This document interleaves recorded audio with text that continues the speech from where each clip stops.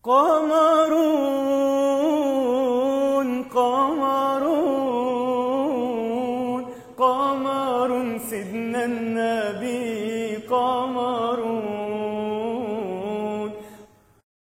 Assalamualaikum warahmatullahi wabarakatuh.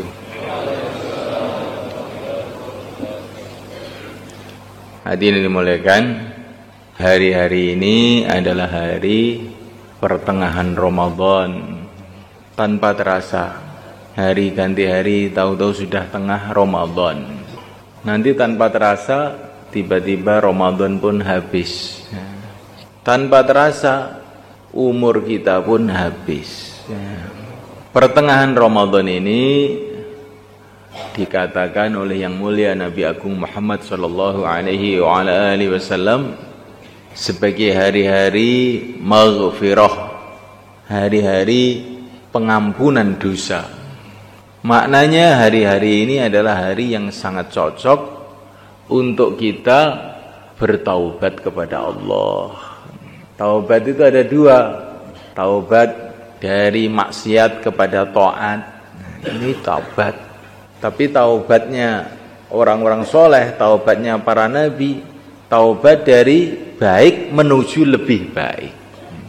Maka seluruh orang beriman diperintahkan oleh Allah untuk bertaubat. Wa tubu ilallahi jami'a. Bertaubatlah kamu kepada Allah semuanya. Ayyuhal mu'minun, hai orang-orang yang beriman. Ya ayyuhalladzina amanu tubu ilallah. Hai orang-orang yang beriman, bertaubatlah kepada Allah. Ini orang beriman yang masih suka maksiat, suruh taubat kepada Allah. Yang sudah senantiasa taat pun disuruh taubat kepada Allah untuk meningkatkan taatnya. Bahkan para nabi pun diperintah taubat. Padahal para nabi itu adalah manusia-manusia yang maksum, dijaga dari seluruh kesalahan, dijaga dari seluruh dosa. Mereka ini adalah manusia yang dibimbing langsung oleh wahyu Allah. Tapi mereka diperintah juga untuk taubat, maknanya untuk lebih meningkat lagi. Baginda Nabi kadang-kadang satu majelis beliau mengatakan astagfirullah, astagfirullah sampai 70 kali. Maka kita ini orang-orang yang lemah ini lebih-lebih lagi berkewajiban untuk bertaubat. Taubat yang pertama, taubat yang berkaitan dengan iman. Kita harus meluruskan keyakinan kita kepada Allah, bahwa yang berkuasa itu hanya Allah, yang menentukan segala-galanya hanya Allah. Sehingga kita ini berharap hanya kepada Allah, takut hanya kepada Allah. Allah melihat kita 24 jam siang dan malam, di mana saja. Mendengar kita 24 jam siang dan malam, melihat seluruh makhluknya. Jadi kita ini duduk di sini, Allah melihat kita. Makhluk-makhluk yang lain yang di luar pun Allah SWT melihat mereka. Yang di puncak gunung, yang di dalam langit, yang di atas langit, yang di surga, yang di neraka, Allah Subhanahu wa taala melihat semuanya. Maka kita ini kalau diganggu orang, ya, kalau diganggu orang itu tanamkan dalam hati, Allah melihat saya, Allah melihat dia. Gak usah marah, sibuklah tawajuh kepada Allah. Nanti orang yang ganggu kita ini nanti akan disingkirkan sendiri oleh Allah. Disingkirkan oleh Allah. Idza ishtaghala an-nasu bik fashtagil billah, kata para ulama. Kalau manusia sibuk dengan kamu, sibuk mengganggu atau sibuk memuliakan, sebetulnya yang menggerakkan mereka adalah Allah, maka sibuklah kamu kepada Allah. Tapi kalau orang itu dihormati orang, kemudian sibuk dengan orang, bangga dengan orang, lupa kepada Allah, maka rusak imannya. Yang menggerakkan orang-orang untuk menghormati kamu itu Allah, untuk menguji kamu. Coba kamu tawajuh kepada orang apa tawajuh kepada Allah?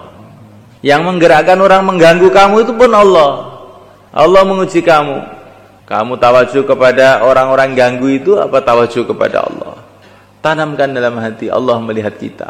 Allah yang memberikan penglihatan tentu maha melihat. Allah yang memberikan pendengaran tentu maha mendengar. Nabi Allah Musa alaihissalam ketika dikirim ke Mesir sendirian, menghadapi macam-macam masalah dari segala arah, Maka Allah berfirman, la takhafa innani ma'akuma asma'u wa ara. Beliau bersama Nabi Harun, 2 orang aja. Hai Musa, hai Harun, jangan kamu khawatir. Aku mendengar kamu, melihat kamu, bersama kamu. Dikatakan oleh Al-Imam Asy'arani rahimahullah, selagi orang itu merasa Allah bersama saya, Allah melihat saya, Allah mendengar saya, Allah bersama saya, Allah melihat saya, Allah mendengar saya, Allah melihat seluruh makhluknya, Allah mendengar seluruh makhluknya. Selagi dalam hati orang itu ada begitu, seluruh dunia nggak akan bisa menghancurkan dia. Ini bentengnya orang beriman itu begitu. Kapan orang-orang itu bisa nginjak-nginjak orang Islam? Ketika orang Islam dalam keadaan lalai, tidak merasa bersama Allah, tidak merasa dilihat oleh Allah, tidak merasa didengar oleh Allah, maka Allah datangkan setan, datangkan orang kafir, datangkan musuh-musuh Islam untuk nginjek-nginjek orang Islam. Maka kita ini harus taubat. Nah, malaikat Allah SWT, kalau kamu itu di sini, saya bayan ini, terus kamu itu menghadap ke timur, nyingkur, nggak mau dengar, kira-kira membuat marah saya atau tidak? Membuat marah nggak? Nah, kita ini di depan Allah, dilihat oleh Allah, didengar oleh Allah, kemudian nyingkur, nggak ingat sama Allah, malah kita ingat pada yang lain-lain. Kira-kira ini adab kepada Allah apa tidak? Nah, makanya banyak musibah dalam kehidupan kita ini, gara-gara kita ini banyak lupa kepada Allah. Perasaan kita ini, aku salah opo toh? Kita tidak merasa berbuat salah di depan Allah, didengar Allah, dilihat Allah. Malah kita ini lupa kepada Allah, bahkan maksiat kepada Allah. Maka ini harus kita taubat kepada Allah. Bagaimana hidup senantiasa merasa didengar oleh Allah, dilihat oleh Allah, bersama Allah, senantiasa taat kepada Allah. Inilah yang harus kita usahakan dalam pertengahan Ramadan ini dan dalam seumur hidup kita, insyaallah malaikat. Kemudian malaikat Allah Ta'ala kita bertobat yang berkaitan dengan iman kepada baginda Nabi alaihissalam. Nah, kita ini telah dimuliakan oleh Allah, dijadikan umatnya Sayyidul Anbiya, umatnya pimpinannya para nabi, para rasul yang mulia Nabi Agung Muhammad SAW. Karena kita ini jadi umat beliau, maka macam-macam fasilitas, macam-macam keistimewaan telah Allah berikan kepada kita, termasuk Ramadan ini. Ini keistimewaan umat yang mulia Nabi Agung Muhammad SAW. Amal-amal dilipat gandakan. Allah siapkan Lailatul Qadar. Allah siapkan pahala-pahala yang istimewa untuk umat ini. Tetapi kita ini kurang memperhatikan perkara ini. Kita jadi umatnya baginda Nabi ini kayak biasa-biasa aja. Kalau kita diangkat jadi umatnya pegawai negeri, setiap bulan dapat 5 juta, kita gembira, sembelih kambing, selamatan, karena jadi umatnya pegawai negeri. Jadi umatnya Astra, perusahaan mobil Jepang, gembira. Jadi umatnya apa lagi? Pokoknya gitulah, golongan-golongan yang menghasilkan keuntungan dunia, kita gembira. Lah kita ini oleh Allah telah dijadikan golongannya Sayyidul Anbiya, yang mulia Nabi Agung Muhammad SAW, yang dapat keberuntungan dunia akhirat lipat-lipat. Kita jadi umatnya Nabi ini beruntung dunia, beruntung akhirat. Bagaimana tidak? Dunia itu apa toh? Keberuntungan dunia itu apa? Kalau orang itu dapat pahala itu beruntung dunia. Ya, dengan kita jadi umatnya baginda Nabi, pahala dilipat gandakan.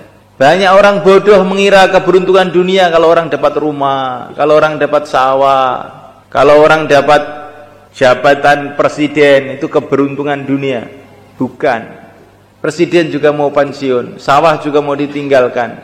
Keberuntungan dunia ini kalau kamu di dunia dapat pahala, akhirnya untuk bekal di akhirat selama-lamanya, itulah keberuntungan dunia. Keberuntungan dunia ini kalau kita ini dapat pahala, itu keberuntungan. Yang lain itu bukan keberuntungan, itu malah nanti nyesek-nyeseki dada saja. Kita punya harta banyak, coba nanti kalau hartanya banyak, kalau kita mati apa enggak sedih? Semua harta ditinggalkan semua. Kita punya jabatan tinggi, apa enggak sedih nanti kalau pensiun itu? Kasihan itu. Maka ada seorang raja dikasih hadiah intan. Yang intan ini gede banget itu. Maka dia gembira, ini seluruh dunia tidak ada raja punya intan seperti ini. Tapi salah satu menterinya bilang, Tuan Raja, ini musibah. Lah musibah bagaimana? Nanti kalau intan ini pecah atau bagaimana, atau hilang, nanti raja kan sedih. Dan sedihnya akan luar biasa, karena ini intan ini luar biasa ini. Alah kamu nakut-nakuti orang aja atau menterinya. Tidak lama kemudian ternyata intannya hilang. Maka raja itu sedih. Tidak ada raja kehilangan seperti saya. Bener kamu menteri, bener kamu ternyata. Gara-gara saya dapat kesenangan yang lebih, akhirnya saya dapat kesedihan yang lebih juga. Jadi semulaikan Allah Ta'ala, keberuntungan di dunia tanamkan. Kalau dapat pahala itu beruntung, nggak dapat pahala nggak beruntung. Saya sehat, beruntung saya. Orang-orang pada sakit, belum tentu beruntung. Nanti kamu sehat juga sebentar lagi sakit lagi. Beruntung loh dapat pahala itu loh beruntung. Saya mau ditabrak bis, tinggal 1 senti, nggak kena. Beruntung betul saya. Walaupun nggak kena kamu mati juga sebentar lagi. Beruntung kalau dapat pahala. Jadi semulaikan Allah Ta'ala, maka kita luruskan iman kita kepada Allah dan iman kita pada Rasul. Keberuntungan itu adalah pahala. Dan tidak ada pahala kecuali dalam mengikuti jejak Rasulullah SAW. Kita hidupkan sunnah-sunnahnya. Kita teruskan perjuangannya. Kita senantiasa berselawat kepadanya. Itulah namanya tobat. Karena keteledoran kita menjadi umatnya yang mulia Nabi Agung Muhammad SAW. Ibaratnya orang dunia itu kita diangkat jadi presiden, kemudian nggak mau kerja, malah di warungnya Pak Bari aja tiap hari. Minum kopi, kamu itu sudah diangkat presiden, di sini aja nggak kerja di kantor, nggak ke istana. Males sih, sudah biasa begini ya Pak. Loh nanti kamu dipermasalahkan loh sama DPR, nanti dihukum kamu. Alah males, enakan tuh duduk sini minum kopi enak. Akhirnya dipermasalahkan betul, masuk penjara. Lah kita ini diangkat oleh Allah lebih dari presiden. Jadi umatnya Rasulullah SAW lebih dari presiden. Presiden gajinya berapa? Sehari gajinya ada 1 triliun, paling 100 juta, 200 juta. Kalau nggak korupsi loh itu, tapi kalau korupsi nanti juga ada urusannya juga. Umatnya Rasulullah sebagi petang di jalan Allah lebih mahal dari dunia seisinya. Gajinya. Itu baru dakwahnya, belum sholatnya. 2 rakaat lebih mahal dari dunia seisinya. Sekali tasbih lebih mahal dari dunia seisinya. Lah kok malah dia gelek ngantuk yang warungnya Pak Pegon. Bagaimana itu? Njaluk dihukum wong kaya ngono kuwi. Jadi semalikan Allah Ta'ala, dan kita bertobat semalikan Allah Ta'ala yang berkaitan dengan iman kita kepada negeri akhirat. Seluruh nabi, seluruh rasul, khususnya yang mulia Nabi Agung Muhammad SAW, semua telah pesan, siang malam pesan kepada kita, setelah dunia ini akhirat, setelah dunia ini akhirat, setelah dunia ini akhirat, siap-siap akhirat, siap-siap akhirat. Tapi kita ini malah malas. Ini namanya kan iman kita ini bagaimana ini? Yang dikirim oleh Allah untuk kita ini bukan sembarangan makhluk, makhluk yang terbaik, nabi yang termulia, untuk memberitahu setelah dunia ini akhirat. Tetapi kita ini malah dablek. Apa kita ini tidak salah begini ini? Kita perlu tobat kepada Allah SWT.